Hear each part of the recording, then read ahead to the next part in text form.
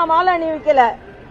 என்னோட திருமணத்தை நடத்தி வைத்தவர் அவர் தான். அதனால கட்சி பாகுபாடு இல்லாமல், கொள்கை வேறுபாடு இல்லாமல் அவரை வணங்குபவள் நான். இன்னைக்கு பாத்தீங்கன்னா எனக்கு நல்லா ஞாபகம் இருக்கு, மக்கள் முன்னால் பதவி ஏற்றுக்கொண்டவர் எம்ஜிஆர் அவர்கள். ராஜ்பவனுக்குள்ள இல்லாம மக்கள் முன்னால் பதவி ஏற்றுக்கொண்டவர். அந்த அளவிற்கு மக்களோடு இணக்கமாக இருந்த ஒரு தலைவர். அவர் இருக்கிற வரைக்கும் திராவிட முன்னேற்ற கழகம் எந்த வகையிலும் வெற்றி பெற முடியாத ஒரு சூழ்நிலை இருந்தது. அதனால அவருக்கு எனது வணக்கத்தை நான் தெரிவித்துக் கொள்கிறேன். இன்றைய காலகட்டத்தில் அவர் ஆசீர்வதித்த ஒரு கூட்டணி வெற்றி பெற வேண்டும். அதற்காகத்தான் நாங்கெல்லாம் உழைக்க காத்திருக்கிறோம். தேசிய ஜனநாயக கூட்டணிக்கு அவரது முழு ஆசீர்வாதம் இருக்கும் என்பதை நான் இங்கே தெரிவித்துக் கொள்கிறேன். அதே மாதிரி இன்னைக்கு 100 நாள் வேலைவாய்ப்பு திட்டத்தை எதிர்த்து எதிர்கட்சிகள் எல்லாம் போராடி கொண்டு, ஆளும் கட்சி இண்டி கூட்டணி போராடி கொண்டிருக்கிறாங்க. அங்க செவிலியர்கள் போராடி கொண்டிருக்காங்க, குண்டு கட்டா தூக்கிட்டு இருக்காங்க.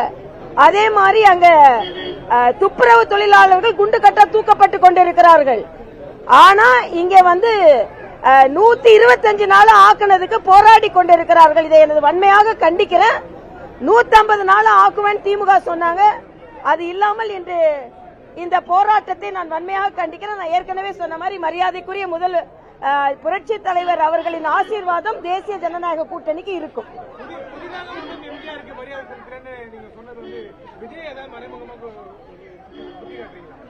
யார் யார் எப்படி எடுத்துக்கொள்ளட்டுமோ அப்படி எடுத்துக்கொள்ளட்டும்.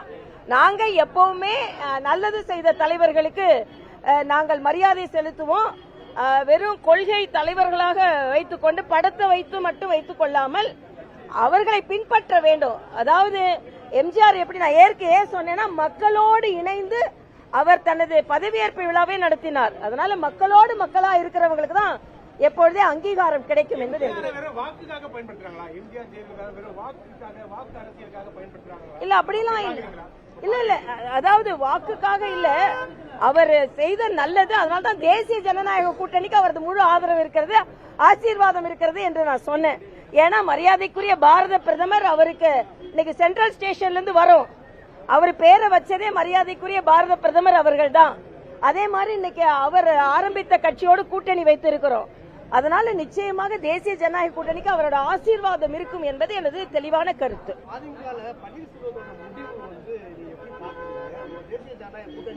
இல்ல, நாங்க இப்போ வைக்கும் போது கூட அங்க சில பேர் வேற மாதிரி கோஷம் எழுப்பினாங்க. அப்ப நான் சொன்னேன், உள்ள உறங்கி கொண்டிருக்கும் பெரியவர் எம்ஜிஆர் அவர்கள் பார்த்துக் கொள்வார்கள் சொன்னேன். ஏன்னா நாங்க பாத்துக்கலாம் சொன்னேன். ஏன்னா எங்களை எதிர்த்து என்னமோ கோஷம் எல்லாம் எழுப்பினாங்க. ஐயா பாத்துக்குவாங்க அப்படின்னு நான் சொன்னேன். அதனால அவருக்கு எம்ஜிஆர் அவர்கள் என்ன நினைத்தார்களோ, திமுகவை தோற்கடிக்க வேண்டும் என்பதுதான் எம்ஜிஆர் அவர்களின் கனவு, ஜெயலலிதா அவர்களின் கனவு. ஆக அதை எப்படி நாம நிறைவேற்ற போறோம் அப்படின்றதுதான். அதனால உள்ளேக்குள்ள குழப்பங்கள் எல்லாம் தாண்டி எம்ஜிஆர் எதிர்த்து திராவிட முன்னேற்ற கழகம் வீட்டுக்கு போக வேண்டும், அதற்கு எல்லோரும் துணை நிற்க வேண்டும் என்பதுதான் எனது கருத்து.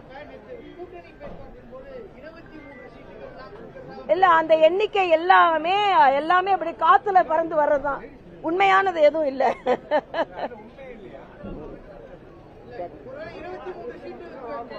இல்ல, ஒருவேளை இருவேளை மூவேளை எல்லாம் கிடையாது, எல்லாம் முழு அதிகாரப்பூர்வமா வரட்டும் அப்ப சொல்றேன் நாங்க. இல்ல, அங்க என்ன அதிகாரப்பூர்வமா அறிவிப்பே எதுவுமே வராம நான் என்னத்த சொல்ல முடியும்? அதனால ஒண்ணும் இல்ல. நான் மறுபடியும் சொல்றேன், மரியாதைக்குரிய புரட்சி தலைவர் எம்ஜிஆர் அவர்களின் ஆசீர்வாதம் தேசிய ஜனநாயக கூட்டணிக்கு இருக்கிறது. 2026 வெற்றி பெறுவதற்கு அவரது ஆசீர்வாதம் முழுமையாக எங்களுக்கு கிடைக்கும் என்பது எனக்கு தெரியும். இல்ல, நான் இந்த தொகுதி பாஜக வெற்றிலாம் நான் பார்க்கல. தேசிய ஜனநாயக கூட்டணி வெற்றி 200 தாண்டி தேசிய ஜனநாயக கூட்டணி வெற்றி பெறும் என்பது எனது கருத்து. எம்ஜிஆரோட நினைவிடத்துல இருந்து சொல்றேன், அவரோட ஆசீர்வாதத்தோட சொல்றேன் நான். நன்றிப்பா. ஆண்டவனும் ஆண்டு கொண்டிருப்பவரும் பார்த்துக் கொள்வார்கள். எந்த நேரு எந்த நான்கெல்லாம் எனக்கு தெரியாது. எங்க மோடி அவர்களை சொல்றேன். நல்லாட்சின்றது நாங்க சொல்றது மோடி தான். அதனால இங்கதான் நல்லாட்சியே நடக்கலையே. அதனால இவர் ஆண்டு கொண்டிருப்பவர்னு நாங்க நினைக்கல, ஆண்டவர்னு நினைக்கல. ஆண்டவர் நினைக்கிறது மேல உள்ளவர், ஆண்டு கொண்டிருப்பவர்னு எங்க மோடியை தான். இவங்க தான் ஆண்டவரே வேணான்றாங்களே. உண்டியல் வேணும், ஆனா ஆண்டவர் வேணாம். அதான் இங்க உள்ள கொள்கையா இருக்கு.